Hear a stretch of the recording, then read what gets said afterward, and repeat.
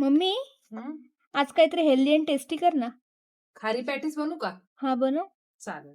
मुलांना सुट्ट्या लागल्यात काही ना काही यांना खायला पाहिजे असतो. 2 वाटी मैदा, थोडंसं मीठ आणि तेल टाकून पीठ घट्टसर मळून घेतलंय. एका पॅनमध्ये जिरा, आळा आणि मिरची कुटून घेतलेली आहे. चिरलेला बारीक कांदा, हळद, लाल तिखट, धणे पावडर, गरम मसाला आणि हाताने कसुरी मेथी क्रश करून घ्यायचं आहे.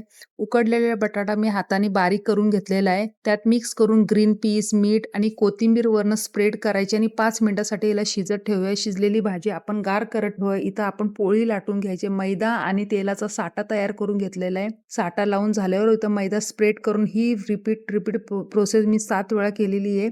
आणि चौकोनी कट करून घेऊया. भाजी गार झालेलीच आहे, तर आपण याच्यामध्ये फिल करून मध्ये असं दाबून घ्यायचं आहे. साईड कॉर्नरला नाही दाबायचं आहे. तेल गरम झाल्यानंतर गोल्डन ब्राऊन असं आपण फ्राय करून घेऊया. हे वाटते का नाही बेकरी स्टाईल खारी पॅटीस, क्रिस्प आणि आतनं एकदम. तुम्हाला हा व्हिडिओ कसा वाटला तर एक सबस्क्राईब नक्की करा.